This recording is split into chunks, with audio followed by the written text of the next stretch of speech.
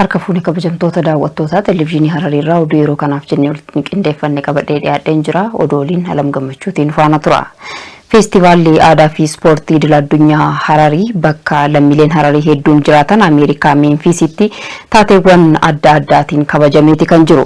Ayyaanichi guyyoottan itti aanan keessatti qophiilee adda addaatiin kan kabajamu ta'uu sagantaa bahiin beekuun danda'ameeti kan jiru. Muhammad Abdalla.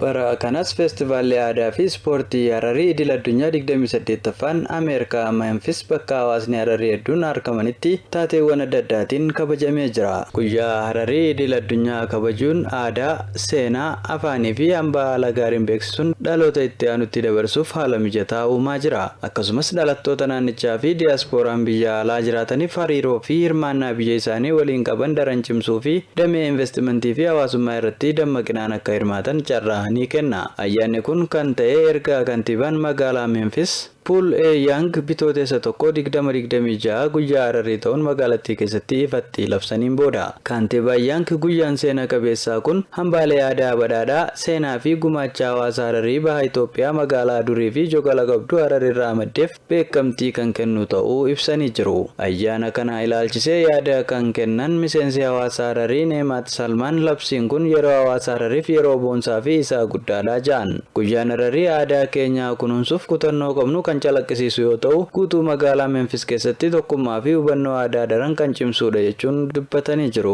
Keessumaa kabajni ayyaanichaa saboota Hararii fi hiriyoota biyyoota alaa adda addaa keessa jiraatan walitti fiduun walitti dhufeenya isaanii cimsuu fi Itoophiyaa sadarkaa idil addunyaatti beeksisuuf gargaaraa jiran. Kana malees dhalattoonni naannichaa fi hawaasni naannichaa beekumsaa fi muuxannoo qabaniin bifa gaarii biyya isaanii akka ijaaran kan dandeessisu yoo ta'u deeggarsaa fi hirmaannaa piroojektota misooma naannichaa irratti qaban guddisuu keessatti bu'aa guddaa kan qabu ta'uu ibsanii jiru. Feestivaalli aadaa fi ispoortii idil addunyaa Hararii 28ffaan Ameerikaa magaalaa Memphis keessatti gaggeeffamaa jiru guyyoota itti aanan keessatti sagantaalee adda addaatiin akka kabajamu sagantaan gadhiifame irraa hubachuun ni danda'ama. Feestivaalli aadaa fi ispoortii Hararii guyyoota muraasa dura manni maree magaalichaatiin ayyaana magaalaa ta'uun Ameerikaa magaalaa Memphis keessatti ifoomee jira. Feestivaalli aadaa fi ispoortii Hararii akka ayyaanaatti Ameerikaa Memphisitti akka kabajamu beekamtii argachuu waajjirri koominikeeshinii mootummaa naannoo Hararii beeksise. Manni marichaa ayyaanni kun waggaa waggaan akka lakkoofsa warra faranjootaa waxabajjii tokko akka kabajamuudha labsii kan labse. Hamza Isuuf.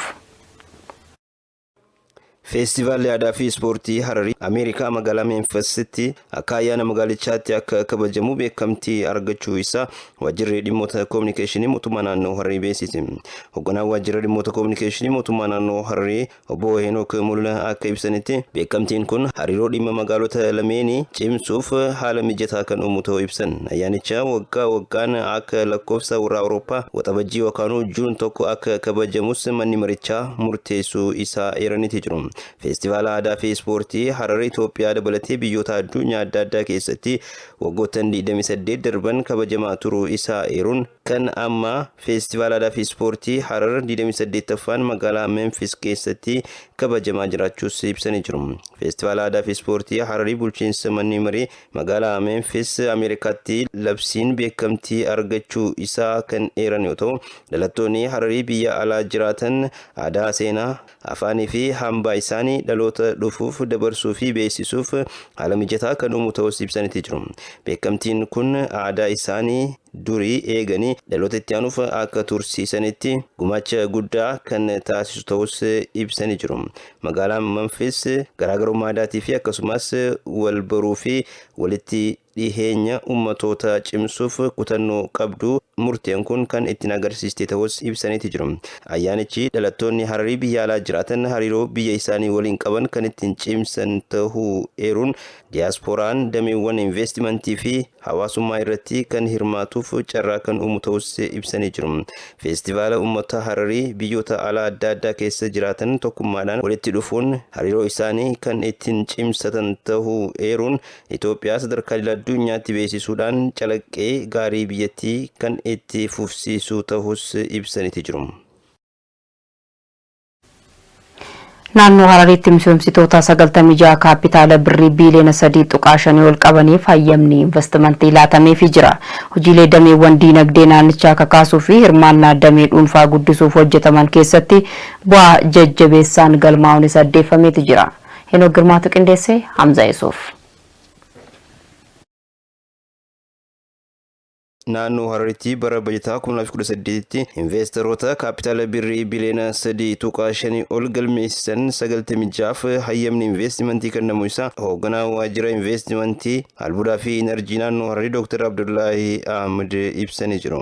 Hoogganaan kun akka ibsanitti piroojeektoonni hayyamni kennameef keessaa 12 maanufaaktcharingii, 18 hoteelaa fi turizimii, 5 qonnaa akkasumas 60 takka wiirtuu gabaa fi dameewwan biroo irratti akka bobbahan ibsaniiti jiru. Kana malees piroojeektoota waggoottan darban keessa hayyama fudhatan keessaa 32 gara oomishtummaa fi tajaajila kennuutti cehuu isaanii ibsanii jiru.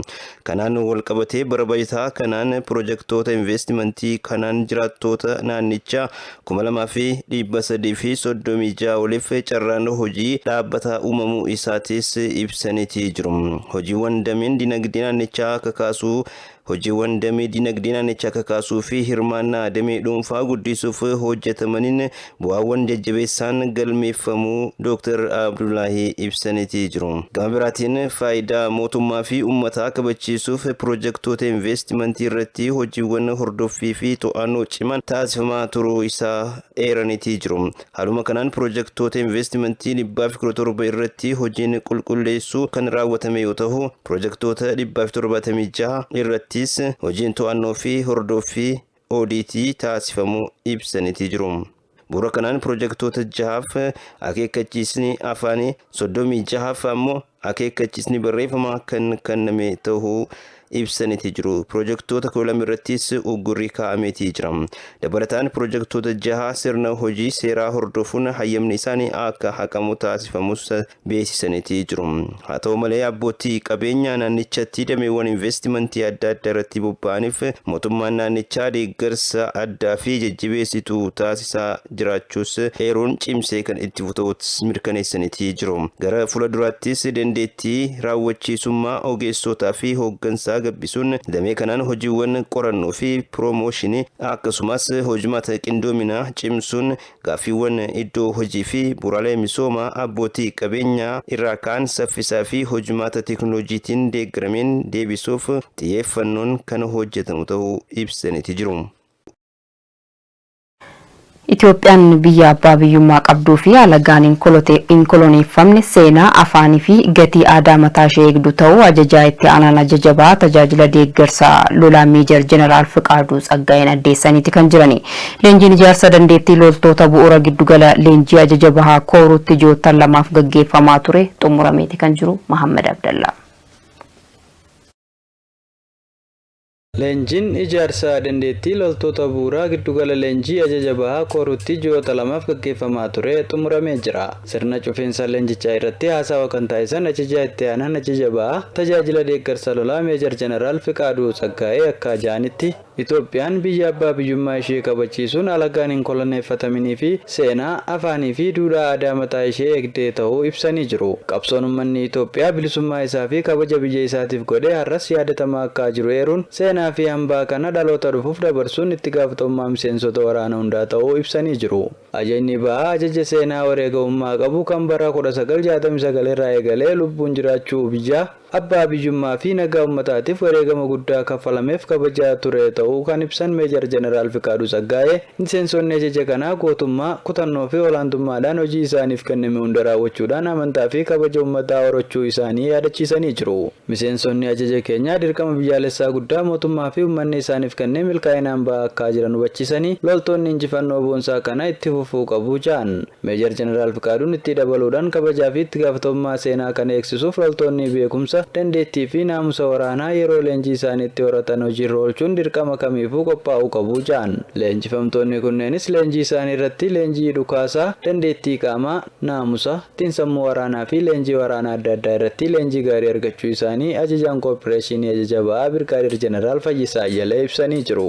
Leenjiin kenname kun dantaa weerartoota alagaa fi dantaa baandaawwan biyya keessaa jiran ofirraa deebisuu fi jiddu galeessaa gochuuf isin gargaara. Yeroo waraana keenya ammaa jirutti makamtan hojii kana cimsuu keessan itti fufuu qabdu jaan. Itoophiyaan bakka dhaloota gootota hedduu waan taateef har'a dhaloonni kun ergama biyyaalessaa kennamuu danda'u karaa bu'a qabeessa ta'een raawwachuuf naannoo dirqisiisaa bahaa Itoophiyaa keessatti qofa osoo hin taane naannoo kamittuu leenjii walitti fufiinsa qabuu fi bu'a qabeessa ta'een of ijaaruudhaan seenaa keenya itti fufsiisuu qaba jaan. Odeeffannoon fuula miidiyaa hawaasaa ajaja ba'aa irraa argame akka agarsiisutti sagantichi itti gaafatamtoonni kutaalee hojii, hooggantoonnii fi miseensonni wiirtuu leenjii, hooggantoonni ijoo, leenjistoonnii fi leenjifamtoonnis argamanii jiru. Hojii oodiitii uummataaf dhaqqabamaa taasisuun iftoominaa fi itti gaafatamummaa mirkaneessuu keessatti gaheen miidiyaa olaanaa ta'uusaatu addeeffame. Mata duree dhaabbata oodiitii fi koominikeeshinii miidiyaa jedhuun ogeeyyii miidiyaa naannichaaf leenjiin hubannoo uumuu kennameeti kan jiru. Gazzaanya Irraageetu qindeessee Hamza Isuuf. Mata duree dhaabbata oodiitii fi hariiroo koominikeeshinii miidiyaa jedhamuun ogeessota eejensii sabquunnamtii naannoo Harariitiif leenjiin hubannoo uumuu kennamee jira.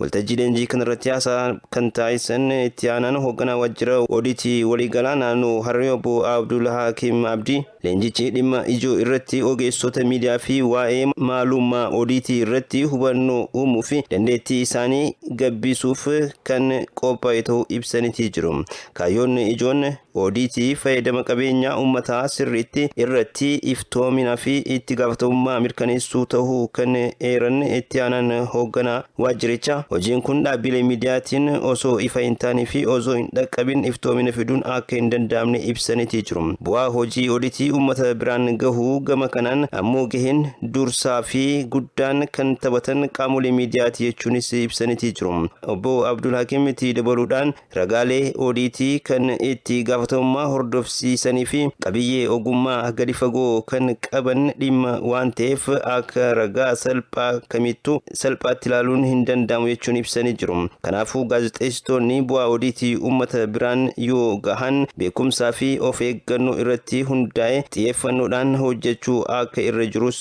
dhaamanii jiru. Waltajjii leenjii kana irrattis hundeeffama dhaabbata oodiitii qormaatiilee mudatanii fi gumaacha olaanaa inni biyyaaf taasisuu irratti bal'inaan ibsi taasifamuudhaan irrattis mari'atameetii jira.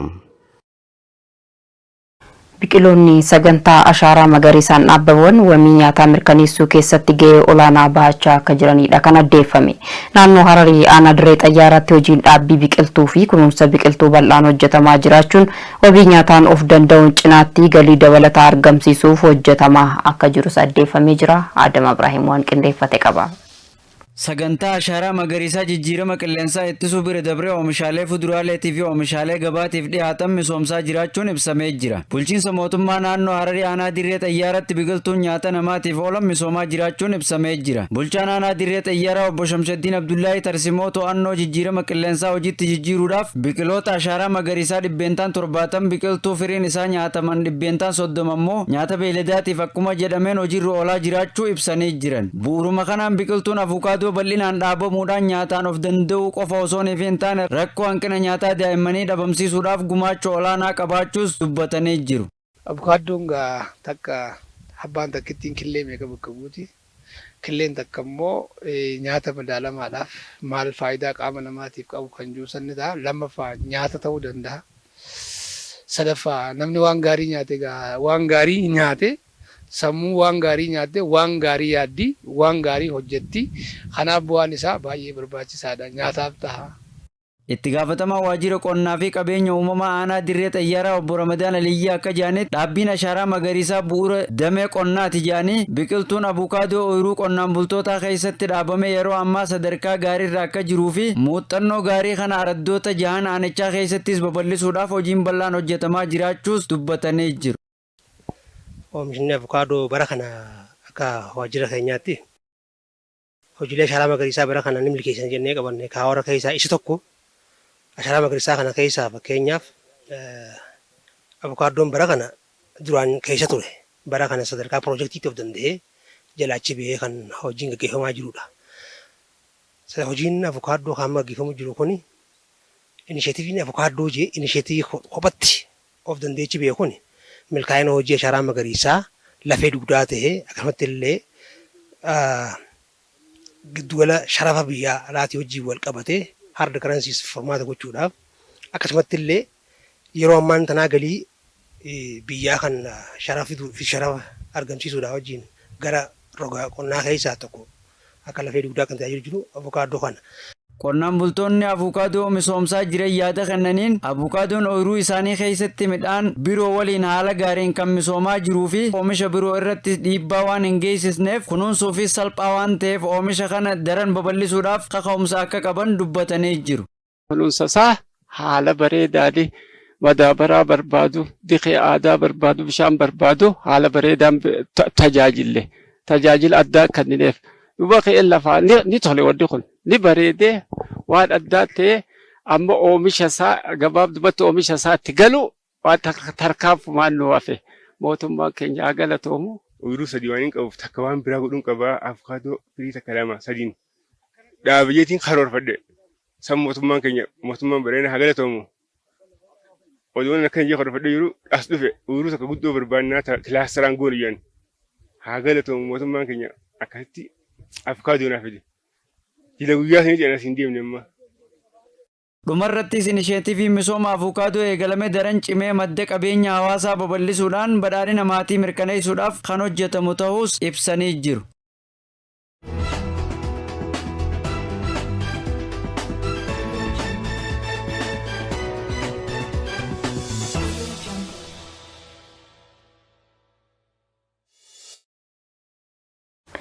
Oduun keenya akkuma itti fufetti jira ammoo oduu maddeen biyyoolessaati irraa qindeeffannetti isin dabarsa. Biqiloonni sagantaa ashaaraa magariisaan dhaabbaman wabii nyaataa mirkaneessuu keessatti dhiifamaa muummee ministeeraa Federii Dr. Abiy Ahmed uummanni Itoophiyaa biyya tasgabbeessuu irratti muuxannoo qabu tasgabbii biyyattiif humnoottan filannoo jeequu barbaadan ittisuuf gumaacha godheef kabajni isaaf mala jedhaniiti kan jirani. Muummee ministeeraa Dr. Abiy Ahmed walgahii idilee 30ffaa waggaa 5ffaa mana maree bakka bu'oota uummataa irratti argamuun gaafilee miseensota mana marichaaf deebii fi ibsa laataniiti kan jirani. Tigistu Ballataa. Manni maree bakka bu'oota uummataa walgahii idilee 30ffaa bakka muummee ministeeraa Dr. Abiy Ahmed argamanitti gaggeessee jira. Filannoo waliigalaa 7ffaa ilaalchisee ibsa miseensota mana marichaaf kennaniin muummichi ministeeraa filannoon kun paartii siyaasaa barachuuf fedhii qabu kamiifuu barumsa guddaa argamsiiseera jedhaniiru. Filannoon kun adeemsa hirmaannaa lammiilee Itoophiyaa keessatti arguu dandeenye ta'us sagalee kennuu dhiisuu hin galmoofne hin deeggaru jechuun doorsifni godhamus uummanni halkanillee sagalee kennuuf ba'uu isaa yaadachiisaniiru. Filannoon bara kanaa yeroo biraa irraa adda ta'uu ibsuun muummichi ministeeraa waldhabdeen kun dorgomtoota gidduutti qofa osoo hin taane filannoon mataa isaa haleellaa cimaan kan itti raawwatame ta'uu ibsaniiru. Haa ta'u malee habashoonni muuxannoo injifachuu qormaata irra aanu biyya jabeessuun beekaman filannoo gaggeessuun finxaaleeyyii fi sanyummaa diduudhaan golee biyyattii hundatti sagalee isaanii dhageessisaniiru. Filannoon paartii badhaadhinaa teessoo dhibbeentaa 85 injifachuun kan hafee paartiilee wal dorgomaniif dhiisee seenaa dimokiraasii Afrikaa fi addunyaa keessatti haala gaaffii keessa galchan hinaaffaa dimokiraasii guddaa itti agarsiise ta'us ibsaniiru. Ministeerri muummee nagaa fi tasgabbii ilaalchisee deebii fi ibsa kennanii baandaa fi warraa gara jabeeyyii injifachuu kan dandeenye marii cimaa qofaan ta'uu ibsaniiru. Waltajjiiwwan marii 4,000 ol ta'anii fi namoota 100,000 lakkaa'aman hirmaachisuun tasgabbii dhabuu naannoo adda addaatti uumamee furuuf mootummaa sadarkaa waliigaltee biyyaalessaa isa guddaa ta'etti ce'uu ibsaniiru. Tigraay ilaalchisee deebii kennanii ministeerri muummee Dr. Abiy Ahmed akka jedhanichi waliigaltee Pretoria hordofuun Tigraay keessatti mootummaa yeroo hundeeffamuu kaasuun hidhattoota 60,000 ol ta'aniif deeggarsi barbaachisaa ta'e godhamuu eeraniiru. Akkasumas jiidhannoo hiikkachuu deebisanii dhaabuu fi hawaasa keessatti deebi'anii walitti makamuu raawwatamuu isaas eeraniiru. Nageenya naannoo Tigraay booressaa kan jiran muraasa qofa ta'uu dubbataniiru. Humnoonni nagaa booressan maatii isaanii tokko tokko Finfinnee keessaa kan hafan ammoo biyyoota alaa qubsiisaniiru jedhaniiru. Humnoonni Tigraay diigamu eegamuu qabdi jedhanii amanan waliigaltee Pretoria booda qofaa turan guyyaa guyyaan humnoota finxaaleeyyiitiin rakkina waraanaa kakaasuu danda'u akka jiru eeraniiru. Wanti abbaa biyyummaa Itoophiyaa mormu yoo dhufe mootummaan yeroo kamuu caalaa abbaa biyyummaa biyyattii tiksuuf qophii ta'us ibsaniiru. Waldhabdee biyya keenyaa keessatti mul'achaa jiru ilaalchisee ibsaa kan kennan ministeerri muummee waldhabdee amantii irraa bu'aan siyaasaa hin jiru jechuun cimsanii dubbataniiru. Muummeen ministeeraa Dr. Abiy Ahmed walitti bu'iinsi uummataa obbolaa jeequmsa du'a waan ta'eef qaamonni hundi nagaaf dursa kennuu akka qaban cimsanii dubbataniiru. Lammiileen naannoo walitti bu'iinsi kun itti uumametti buqqaan keessaa dhibbeentaan 90 ol gara naannoo isaaniitti deebi'uu isaanii fi kanneen hafan haalatti ofiisaa qabuun deebisuuf tattaaffiin taasifamaa akka jiru hubachiisaniiru. Muummichi ministeeraa Finfinnee keessa taa'uun qaamotni walitti bu'iinsa amantaa kakaasaa fi hammeessaa jiran hundi gochaa diigummaa isaaniirraa akka of qusatan cimsanii dubbataniiru. Ministeerri muummee Dr. Abiy Ahmed haaromsa diinagdee biyya keessaa ilaalchisee deebii fi ibsa kennaniin Itoophiyaan badhaadhinaa fi abbaa biyyummaa ishee mirkaneessuuf tooftaalee caasaa diinagdee ishee haala ammayyaa ta'een bocuu fi fooyya'insa hojiirra oolchitee jirtis jedhaniiru. Qonna teekinooloojiin ammayyeessuun tuurizimii guddisuun hojii diinagdee biyya keessaa inni jalqabaa babal'isuun wabii nyaataa mirkaneessuu fi sharafaa biyya alaa dabaluudhaan diinagdee fooyyessuu ta'uu ibsaniiru. Qaala'insa jireenyaa to'achuu fi damee dhuunfaa jajjabeessuun jijjiirama caasaa dagaagsuu akka ta'es dubbataniiru. Jijjiiramni diinagdee kun qajeeltowwan dhiibbaa idil-addunyaa qolachuu, gufuuwwan gara caraatti jijjiiruu fi dantaa biyyaalessaa ofii kabachiisuu agarsiisaa jiraachuus muummeen ministeeraa Dr. Abiy Ahmed ibsaniiru.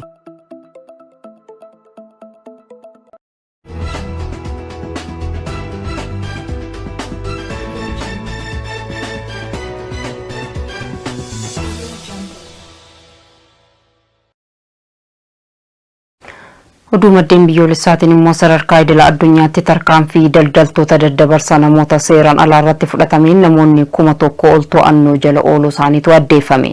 Interpooliin duulaa kun miidhamtootaaf eegumsaa fi gargaarsa kan taasisu yoo ta'u, bu'aa duulaa kanaan qorannoon 465 banamuunis addeeffameeti kan jiru. BBC odeeffannee Geetinnat Zawudee. daddabarsa namoota seeraan ala biyyoota 59 keessa jiru irratti tarkaanfiin fudhatameen namoonni 1,000 ol ta'an to'annoo jala oolanii jiru. Hojiin qindoomina dhaabbata poolisii idil-addunyaa Interpooliin kan hojjetamu yoo ta'u, namoota saalqunnamtiidhaaf daldalaman hojii humnaa fi sagalgalummaa irratti kan xiyyeeffate ta'uus ibsamee jira. Qondaaltonni Interpool akka ibsanitti hojiin kun garee daldala namaa toora intarneetii Kaamboodiyaa fi garee dubartoota umriin isaanii hin geenye Awurooppaa keessatti sagalgalummaa ta'anii akka hojjetan qacaran diigee walumaa galatti miidhamtoota ta'uun kan danda'an 270 kan adda baafame yoo ta'u, irra caalaan isaanii dubartoota shakkamtoota to'annoo jala oolan keessaa 334 daldaltoota yoo ta'an 690 ammoo yakkaan kan wal qabatan to'annoo jala oolanii jiru. Dhaabbileen seera kabachiisan Awurooppaan Yuuropoolii fi dhaabbata daangaa Awurooppaa Frooksan waliin hojii kana qindeessanii kan jiru. Interpooliin hojiin kun mala daldala namaa guddachaa fi jijjiiramaa jiru kan saaxilame ta'uu ibsee jira. Interpooliin akka jedhetti Laatiin Ameerikaatti miidhamtoonni saalqunnamtiidhaaf daldalaman keessaa 10 daa'imman umriin isaanii hin geenyedha. Poolisiin federaalaa Biraaziil Komboodiyaa keessatti lammiilee Biraaziil 83 fi lammiilee biyya alaa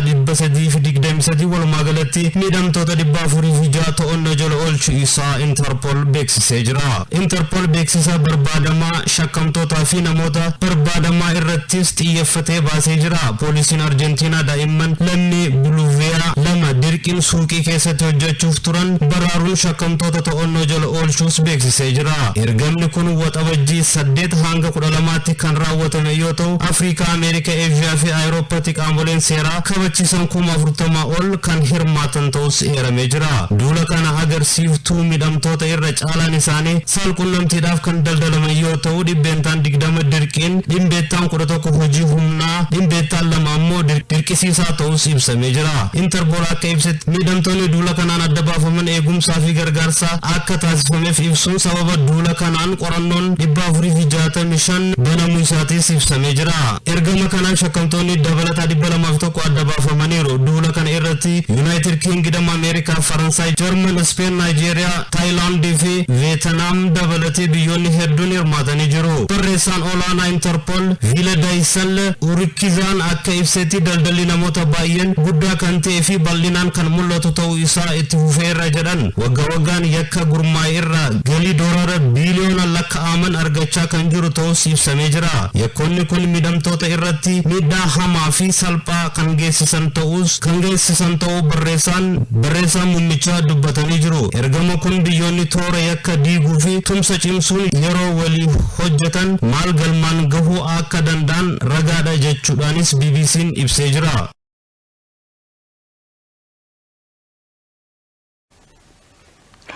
Qorannoon gaggeeffame akka agarsiisutti qabiyyeen soorata kuduraalee, muduraalee fi midhaanii yeroon darbaa deemuun hir'achaa dhufeera jedhame.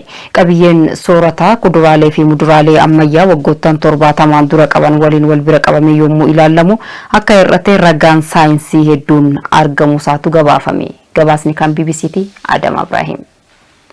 Qorannoon tokko akka agarsiisutti kuduraalee fi muduraaleen ammayyaa hedduun bara abbootii keenyaa wajjin wal bira qabamee oonii fi ilaalamu qabiyyeen soorata isaanii hir'achaa dhufee jira. Akka gabaasa Naashinaal Ji'oogiraafii qorannicha maxxansee ibsutti qorannoon saayinsii adda addaa akka agarsiisutti kuduraalee fi muduraaleen teeknooloojii ammayyaatiin oomishaman hedduun qabiyyee vaayitaaminaa fi albuudaa murtaa'e qaban kan waggoota hedduu dura ture waliin wal bira qabamee oonii fi ilaalamu hir'ateera. Oomishaaleen qorannoo waggaa 70 dura waliin wal bira qabamee oonii fi ilaalamu qabiyyeen soorata isaanii hir'achuu isaa qorannoo saayinsii amansiisaa ta'es xiyyeeffannoon dhimmichaaf kennamee gad aanaan sirrii akka hin taane akkasumas faayidaan firiiwwan kanaa hir'achuu irraan kan ka'e miidhaa fayyaa geessisuu malu dhaloota dhufuuf imaluu akka qabu qorannoon kun ni ibsa. Yuunivarsiitii Waashingtanitti Piroofeesara Ji'oomorfooloojii kan ta'an Deevid Moontogomorii yaadni gosti nyaataa nuti nyaannu dhukkuba ittisuu danda'a jedhu baay'inaan tuffatameera jedha. Soorata abbootiin keenya waggaa 70 dura fuduraalee, kuduraalee fi midhaan irraa argachaa turan gahaa akka hin taane ragaaleen hedduun ni mul'isa. Rakkoo kanaaf sababoota jalqabaa keessaa tokko qonna ammayyaa keessatti oomishtummaa guddisuudhaaf xaa'oo fi mala qonnaa ammayyaa fayyadamuudha. Kunis dhala uumamaa baay'ee hir'isee akkasumas faayidaan soorata kuduraa fi muduraa hir'achaa dhufuu isaa gabaasni Naashinaal Ji'oogiraafii ni mul'isa. Sababoota kanneen alatti sababa jijjiirama qilleensaatiin kaarboon daayoksaaydiin dabaluunis akka sababatti kaafamee jira. Qorattoonni dirree kanaas hammi kaarboon daayoksaayidii dabaluun miidhaan tokko tokko keessatti hammi aayiranii, zinkii fi pirootiinii hir'isuu danda'a jedhameeti ibsama. Kana jechuun har'a kuduraalee fi muduraalee nyaachuun faayidaa fayyaa hin qabu jechuu miti. Fuduraalee fi muduraaleen nyaata baay'ee faayidaa qaban kanneen vaayitaamina, albuudota, faayibaraa fi antioksidantii qaamaaf barbaachisoo ta'an ta'uun isaanii sirriitti hubatamuudha qaba. Hirmaattonni qorannichaatii fi ogeeyyiin fayyaas namoonni guyyaa guyyaadhaan kuduraalee fi muduraalee adda addaa nyaachuu akka itti fufan dhaamanii jiru.